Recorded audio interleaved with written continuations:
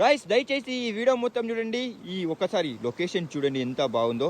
Guys ఇదైతే అలకనంద నది, ఇదైతే బద్రీనాథ్ హిమాలయాల్లో పుట్టి ఇక్కడ రుద్రప్రయాగ్ అయితే చేరుకుంటుంది. ఇదైతే మందాకిని నది, ఇదైతే కేదార్నాథ్లో పుట్టి 81 కిలోమీటర్ల దూరం నుండి ఇక్కడికి ప్రవహిస్తుంది. కేదార్నాథ్ దగ్గర చోరాబరి అనే విలేజ్ దగ్గర అయితే ఈ నది పుడుతుంది. ఇవి రెండు కలిసిన తర్వాత అల్కనంద నదిగా ప్రవహిస్తాయి. అండ్ ఈ రెండు నదులు మళ్ళీ దేవప్రయాగ్ దగ్గర భగీరథి అనే నదితో కలిసి అప్పుడు గంగా నదిగా అయితే ప్రవహిస్తాయి. అల్కనంద నది, ఇది మందాకిని నది.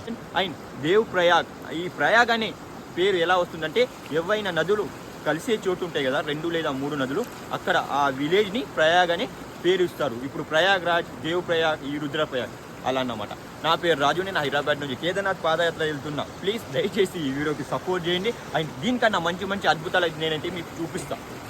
ప్లీజ్ కామెంట్లో ఒక్కసారి ఆ పరమశివుని ఆశీర్వాదం కోసం హర మహాదేవ్ అని రాయండి. ఈ వీడియోని తప్పకుండా షేర్ చేయండి. ఈ వీడియో నచ్చితే ఒక్క ఫాలో చేసుకోండి. జై శ్రీరామ్, జై జై శ్రీరామ్, హర హర మహాదేవ శంభో శంకర్.